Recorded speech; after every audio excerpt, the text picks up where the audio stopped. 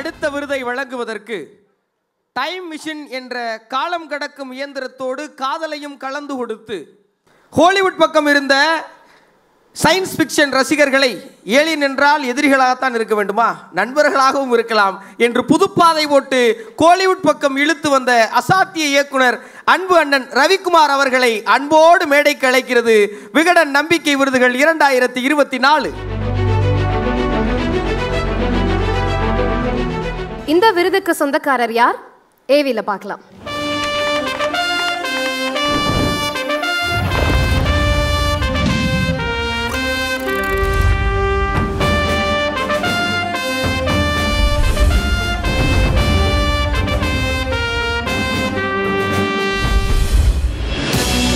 மரபார்ந்த பழக்க வழக்கங்களுக்கு பின்னிருக்கும் மூட நம்பிக்கைகளை களைந்து அறிவியலை சொல்லித்தரும் சிறப்பான பேச்சு கலைஞன்.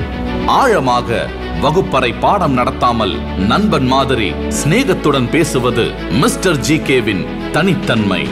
கனவுகள் சொல்லும் ரகசியங்கள், பில்லி சூனியம், பேய், பிசாசு என நம்மை அச்சுறுத்தும் அனைத்து மூட நம்பிக்கைகளையும் உடைத்து நொறுக்கி அவற்றின் உள்ளிருக்கும் உண்மைகளை எடுத்துரைக்கும் ஜிகேவின் பேச்சு புது ரகம். சிக்கலான அறிவியலையும் எளிய தமிழில் பேசும் இந்த மென்பொறியாளருக்கு ஏராளம் இளம் தமிழ் ரசிகர்கள். வியூஸ், லைக்ஸ் நாடி ஓடாமல் அக்கறையோடு அறிவியல் பேசும் தன்மையே ஜிகேவை மனதுக்கு நெருக்கமாக்குகிறது. இவரது வீடியோக்களை வகுப்பறையில் போட்டு பிள்ளைகளுக்கு பாடம் நடத்தும் அளவுக்கு உண்மையும் எளிமையும் கைகூடியிருக்கிறது. அடுத்த தலைமுறை மேல் அக்கறையும் அன்பும் கொண்டு அறிவியல் பேசும் இந்த நம்பிக்கை இளைஞரை கரம் தட்டி பாராட்டுகிறது ஆனந்த விகடன்.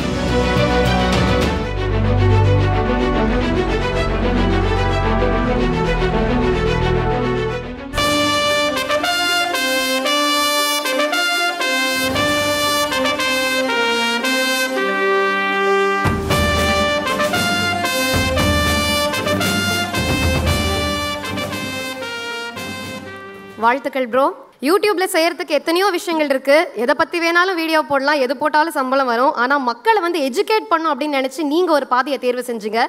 அது இப்படி ஒரு வெற்றி உங்களுக்கு கொடுத்துருக்கு. இன்னைக்கு விகடனின் நம்பிக்கை விருது உங்க கையில, எப்படி ஃபீல் பண்றீங்க? ரொம்ப ரொம்ப மகிழ்ச்சியா இருக்கு. விகடன் வாழ்க்கை ஒரு வட்டங்கிற மாதிரி மறுபடியும் இந்த விகடன் மேடையில் நிற்கிறது அப்படிங்கிறது ஒரு சின்ன ஸ்டோரியாக சொல்லணும் அப்படின்னா, நாங்கள் ஒரு 7-8 குடும்பங்கள் ஒன்றா இருக்கக்கூடிய ஒரு இடத்துல இருக்கும்பொழுது நிறைய புத்தகங்கள் அங்கே உள்ள வரும். கும்புதம், குங்குமம், என்னென்ன புக்கெலாம் வரும். அதெல்லாம் ஈஸியாக கிடச்சிடும். ஆனால் ஒரு புக்கு மட்டும் என் கையில் சிக்கவே சிக்காது. அது வந்து அந்த 7 ஃபேமிலிக்கும் உள்ளே போயிட்டு கடைசியாக தான் வரும். அது எங்கள் வீட்டில் எங்கள் அம்மா வாங்கி படிப்பாங்க. அவங்க படித்து முடித்தோடனே நான் படிக்கிறதுக்குள்ளே அடுத்த வாரம் புக்கே வந்துடும். ஆனாலும் அது உடனே கிடைக்காது. இது படித்து முடிப்போம். அதுதான் ஆனந்த விகடன். அந்த டைமில் மற்ற புத்தகங்களுக்கும் இதுக்கும் உள்ள ஒரு வித்தியாசம், இதில் தான் வந்து உலக செய்திகள் தெரியும், ஒரு விஷயத்தை பற்றி ஆழமான கட்டுரைகள், இது மாதிரி நிறைய இன்ட்ரெஸ்டிங்கான விஷயங்கள், சுஜாதா அவர்களுடைய ஸ்டோரி, மதன் அவருடைய ஹாய் மதனுடைய விஷயங்கள் சொல்லி நிறைய சுவாரஸ்யமான விஷயங்கள் இருக்கும். அதிலிருந்தே அந்த ஆர்வம் வந்து எனக்கு வந்தது. அப்படி எனக்கு ஒரு கட்டத்தில் 2010 காலகட்டத்தில் சொல்வனம் அப்படின்னு அதில் ஒரு வரும்பொழுது அந்த ஒரு கவிதை மேலே ஒரு புதிய ஆர்வமே வந்துச்சு. வழக்கமாக ஒரு மரபு கவிதைகள் இருக்கும்பொழுது அதை உடைச்சி சொல்வனத்தில் ரொம்ப வித்தியாசமாக இயல்பாக நல்லா இருக்கே அப்படிங்கிற மாதிரி அதெல்லாம் படிப்பேன். நம்ம எழுதி பார்ப்போம் அப்படின்னு சொல்லி தொடர்ந்து அதில் எழுதுறது உண்டு.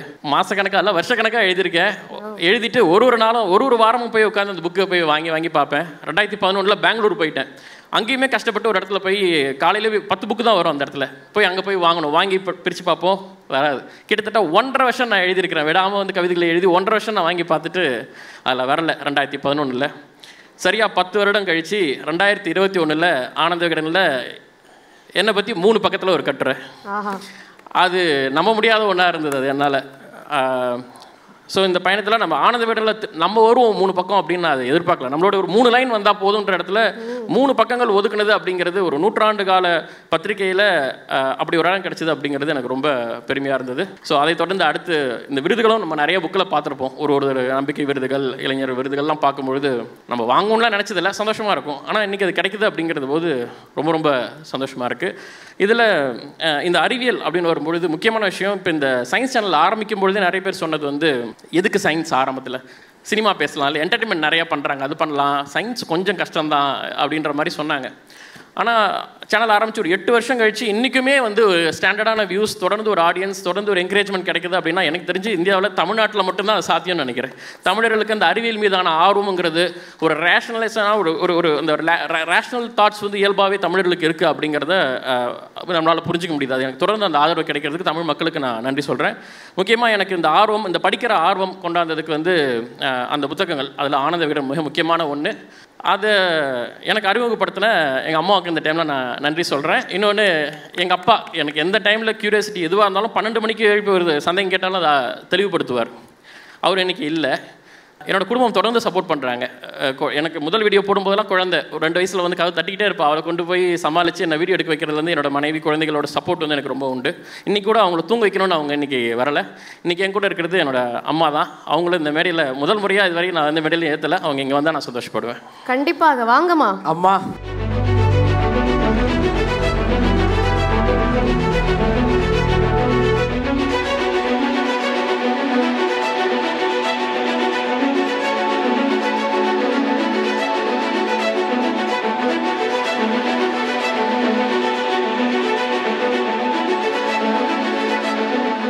அந்த ஆனந்த கண்ணீரோட சேர்த்து ஆனந்தமா அவருக்கு ஒரு முத்தம் கொடுங்களேன்.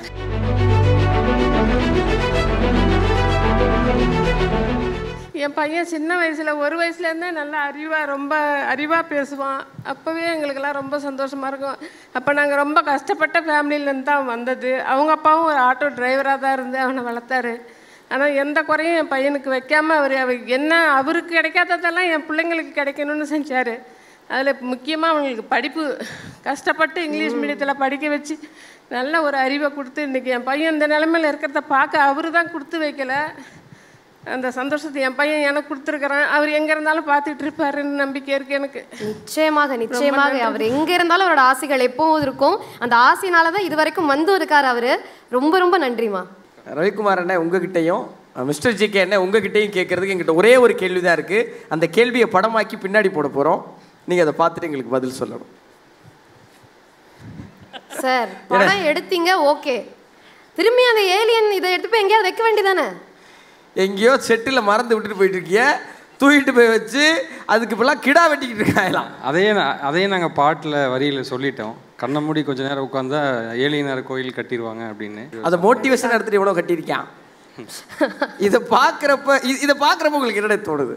உங்களை மாதிரி எனக்கு நகைப்பாக தான் இருந்தது. மிஸ்டர் ஜி, நமக்கு நகைப்பா இருக்கு, அண்ணனுக்கு திகைப்பா இருக்குன்னு நினைக்கிறேன். இல்ல இது நம்ம சேனல்ல பேசியாச்சு. சார் தான் இன்ஸ்பிரேஷன் சொன்ன மாதிரி ஏலியனை வந்து ரொம்ப பப்ளிக்கில் வந்து கொண்டாந்து அது வந்து ஒரு பாசிட்டிவாக கொண்டு சேர்த்தது அவரோட படம் முக்கியமான ஒன்று. இது சேலத்தில் ஒரு கோயிலில் ஏலியனுக்கு இந்த மாதிரி ஒரு கோயில் கட்டிருக்காங்க. அது வந்து ஒரு சீட்டோடைய, ஒரு சைக்கிளோடைய சீட்டு அது தலை. ஸோ இது நம்ம வீடியோலையும் பேசியிருப்போம். நீங்கள் பாசிட்டிவாக கொடுத்தாலே ரொம்ப பாசிட்டிவாக போயிட்டாங்க. இல்லை, அடுத்த படம் அதை வச்சும் பின்னாடி பார்க்க ஆரம்பிச்சிட்டாங்க. ஏலியனையே கூட்டு வந்தாலும் அதுலேருந்து இன்னும் பேக்கில் தான் ஏலியனே பேக்கில் இழுக்கு. ஆனால் அது சைக்கிள் சீட்டுங்கிற வரைக்கும் கண்டுபிடிச்சி வாருங்கண்ணே. அங்கே தான் நீங்கள் புத்திசாலி. அடுத்த படம் சுச்சோ கூலிங்காக இருக்கிறதுக்கு கடைசியில் ஏசிக்கு பதில் எப்படி பண்ணிட்டாங்க சார்? சாணம் போட்டால் கூலிங்காக இருக்கும் காரணம். இது எப்படி நிஜமாக ஒர்க் அவுட் ஆகும்? இது என்னது? அது இந்த சாணம் அப்படிங்கிறது கிருமி நாசினி. இதெல்லாம் வந்து அந்த காலத்தில் இருந்த பழக்க வழக்கங்கள். நம்ம அதை குறை சொல்ல முடியாது. அந்த காலத்தில் அவங்களுக்கு இருந்த பெஸ்ட்டு. ஓரளவுக்கு சில கிருமிகளை கண்ட்ரோல் பண்ணலாம், இன்றைக்கி இருக்கிற அளவுக்கு இல்லை. பட்டு அந்த காலத்தில் அவங்களுக்கு தெரிஞ்சதை பண்ணியிருக்காங்க. ஆனால் இது இன்றைக்கும் செய்கிறது அப்படிங்கிறது தப்பு. என்ன கேட்டால் முன்னோர்கள் முட்டாள் இல்லைன்னு அவங்க பண்ணுறதை இன்றைக்கி பண்ணுறது வந்து முட்டாள்தனம். அன்றைக்கி வந்து சக்கரம் அப்படிங்கிறது ஒரு மாட்டு வண்டி இதில் போனாங்கன்னா இன்றைக்கி வந்து நான் மாட்டு வண்டியில் தான் போவேன் முன்னோர்கள் அப்படின்னு நம்ம பண்ண முடியாது. அன்றைக்கி இருந்த பெஸ்ட்டு. அன்றைக்கி மாட்டு வண்டி தான் அன்றைக்கி வந்து பென்ஸு. இன்றைக்கி அப்படி கிடையாது. ஸோ அதனால் இன்றைக்கி அதோட அட்வான்ஸ் டெக்னாலஜி வரும்போது நம்ம பின்னோக்கி போகிறது அப்படிங்கிறது சரியில்லை. அண்ணே, உங்கள் அடுத்த ஏன்னா டைம் மிஷின் தாண்டிட்டோம், ஏலியன் தாண்டிட்டோம், நீங்கள் ஸ்பேஸ் ஷிப் ஒரு பக்கம் போயிட்டு இருக்கீங்க. இவங்க பாருங்க இந்த ஷிப்பில் என்ன வேலை பார்த்துக்கிட்டு இருக்காங்க. இதை பார்க்குறப்ப உங்களுக்கு என்ன தோணுது? ஃபஸ்ட்டு சாருக்கு வந்து நான் தேங்க்ஸ் சொல்லணும். எவ்வளோ சயின்ஸ் ஃபிக்ஷன்ஸ் வந்துருக்கு தமிழில். இன்று நேற்று நாளை அப்படிங்கிற ஒரு படம் தான் ஜனரஞ்சகமாக மக்கள்கிட்ட போய் எல்லார்ட்டையும் ஒரு சயின்ஸ் ஜாலி நல்லா புரியுது அப்படின்னு சொன்ன ஒரு படம். ரொம்ப காம்ப்ளெக்ஸிவான அது ஒரு விஷயத்த ரொம்ப சிம்பிளான ஸ்க்ரீன் பிளேயில் வந்து பண்ணியிருப்பாரு. பெரிய எனக்கு ரொம்ப பிடிச்ச படம் அது. அடுத்தது அயலான் அப்படின்னு சொல்லி குழந்தைங்களுக்கும் பிடிக்கிற அளவுக்கு ஒரு சயின்ஸை கொண்டு போகிறாரு. அடுத்தடுத்து நிறைய சயின்ஸ் ஃபிக்ஷன்ஸ் நீங்கள் பண்ணணும் அப்படின்னு நான் கேட்டுக்கிறேன். முதல்ல விகடன் நம்பிக்கை அவார்டுக்கும் என்னுடைய வாழ்த்துக்கள். பொதுவாகவே விகடன் நம்பிக்கை அவார்டு வாங்குறதுங்கிறது திடீர்னு நம்பிக்கை அவார்டு கொடுக்குற மாதிரி நான் பார்க்குறதில்ல. ஃபஸ்ட்டே அவங்க வந்து ஒரு கரெக்டாக ஒரு பர்சனை பார்த்துட்டு சின்னதாக ஒரு ஸ்பாட்லைட்டில் எழுதுவாங்க. அப்புறம் கொஞ்சமாக அவங்களோட இன்டர்வியூ வரும், ஃபேமிலி இன்டர்வியூ வரும், அப்படியே ஃபாலோ பண்ணிகிட்டே வருவாங்க. கரெக்டாக ஒரு அச்சீவ்மெண்ட்டோடு அவங்களுக்கு ஒரு நம்பிக்கை மனிதர்னு ஒன்று வரும். அதுலேருந்து மறுபடியும் அவங்கள ஃபாலோ பண்ணி நம்பிக்கை விருதுகளும் சரி, தொடர்ச்சியாக ஒருத்தங்களை ஒரு கண்டெடுக்கிற மாதிரி ஒரு வேலையை வந்து விகடன் செஞ்சுக்கிட்டே இருக்குது. விகடனுடைய இந்த விருதுகளை இதுவரைக்கும் வாங்கினவங்களோட எண்ணிக்கை பார்க்கும் பொழுது விகடன் வந்து ஒரு நம்ம தமிழ்நாட்டுடைய ஒரு கண்ணுன்னே நான் சொல்லுவேன். இது வந்து விகடனின் நம்பிக்கை விருதுங்களோட ஒரு தமிழகத்தின் நம்பிக்கை விருதுங்களோட என்னால் உறுதியாக சொல்ல முடியும். எனக்கு வந்து இவருடைய சேனல் வந்து ரொம்ப ஒரு பிடித்தமான ஒரு சேனல். பொதுவாகவே அறிவியல் கருத்துக்களை எளிய தமிழில் சொல்கிறதுங்கிறதே ரொம்ப கம்மியாக இருக்குது, எழுதுறதும் ரொம்ப கம்மியாக இருக்குது, ரொம்ப கம்மியான பேர் தான் எழுதுகிறாங்க. சுஜாதா அவருடைய ஏன் எதற்கு எப்படி வந்து என்னுடைய பள்ளி காலத்தில் எனக்கு ரொம்ப பெரிய இன்ஸ்பிரேஷனாக இருந்த ஒன்று. நான் அதை படிச்சுட்டு போயிட்டு வகுப்பறையில் வந்து அதை பற்றி விரிவாக சொல்ல என்னைய சயின்டிஸ்ட்டும் பானுங்க கிளாஸில், என் பேரை அப்படி தான் இப்போ சொல்லுவாங்க. ஏன்னா நான் அந்த விளக்கங்களெல்லாம் படிச்சுட்டு போய் நானே அதை சொல்லி அவங்களுக்கு விளக்கி சொல்லும்போது ரொம்ப சந்தோஷமாக இருக்கு. ஏன்னா அது அவங்களுக்கு தெரியாது. ஸோ இந்த யூடியூப் கிட்டத்தட்ட இவருடைய செயலும் அதே மாதிரி தான். சுஜாதா அவர்களுக்கு வந்து சினிமா, அறிவியல், இலக்கியம்னு ஒரு பன்முகத்து ஒரு தன்மை இருக்குது, அவர்கிட்ட திறமை இருக்குது. ஸோ அவருடைய அந்த அறிவியல், எளிமையான அறிவியலை தொடர்றதில் இவர் சுஜாதா விட்ட இடத்தை இவர் நிரப்பிக்கிட்டு வராருன்னு நான் வந்து கண்டிப்பாக நினைக்கிறேன். ஏன்னா இதுக்கு பின்னாடி ஒரு பெரிய அக்கறை இருக்குது. நான் இதை வேறு அப்படி மட்டும் பார்க்கல, எங்கெல்லாம் வந்து நம்ம முன்னேற விடாமல் ஒரு பிற்போக்குத்தனங்கிற இருள் நம்மளை சூழ்ந்துட்டு வருதோ அப்போ நம்ம செய்ய வேண்டியது ஒன்று, அந்த ஒரு விஞ்ஞானமோ அறிவியலோ அந்த வெளிச்சத்தை கொளுத்தணும். அதை கொளுத்தினோம்னாலே எல்லாமே பின்னாடி போயிடும். ஏன்னா இன்றைக்கி பார்த்தீங்கன்னா எவ்வளோ முன்னேறி வந்தாலும் நம்மளை பின்னாடி கொண்டு போகக்கூடிய நிறைய வேலைகள் நடக்குது. அப்போ நம்ம எளிமையாக அவங்ககிட்ட போய் இந்த விஞ்ஞானத்தையும் அறிவியலையும் சயின்ஸையும் இதுகளை நம்ம விலைக்கு சொல்ல வேண்டியது இருக்குது. இது எவ்வளோக்கு எவ்வளோ மக்கள்கிட்ட அறிவியல் பார்வை வர ஆரம்பிக்குதோ தானாகவே வந்து பிற்போக்குத்தனங்கள் குறைந்துடும். நம்மளும் இன்னும் போக வேண்டிய இலக்கு இன்னும் கொஞ்சம் சீக்கிரமாக போகலாம். இது ஒரு பண்பாட்டு நிகழ்வுனுடைய தொடர்ச்சி தான் இந்த அறிவியலை பரப்புறதுன்னு நான் நினைக்கிறேன். அந்த வகையில் இவருக்கு என்னுடைய மிகப்பெரிய வாழ்த்துக்கள், நன்றிகள். Thank you so much sir. சுஜாதாவுடைய அடுத்ததுலாம் ரொம்ப பெரிய வார்த்தை. இது ஏற்கனவே ஒரு 2-3 பேர் சொல்லியிருக்காங்க. நம்ம ஓகே இதனால் அவர் ரொம்ப பெரிய இடத்துல இருக்கார். அவர் என்னால் சொன்ன மாதிரி அறிவியல் இந்த மாதிரி சினிமாக்குள்ளே வர்றதுங்கிறது ரொம்ப ஆரோக்கியமான விஷயம். மக்களுக்கு அறிவியல் பிடிக்க ஆரம்பிக்கும். நம்ம மக்கள் ரொம்ப ஓப்பன் மைண்டடாக இருக்காங்க, அதெல்லாம் அக்செப்ட் பண்ணுறாங்க. ஸோ தொடர்ந்து சினிமாவில் அந்த மாதிரி அறிவியல் கொண்டு வாங்க. நாங்களும் எங்களால் முடிந்தவரை அறிவியலை பரப்புகிறோம். அறிவியலோடும் ஆக்கப்பூர்வமான சிந்தனைகளோடும் இந்த மேடை அழகாக்கி உங்கள் இருவருக்கும் எங்கள் அன்பு நிறைந்த நன்றி. நன்றி. முத்து ப்ரோ நல்லா பண்ணுறீங்க. அனிதா நன்றி.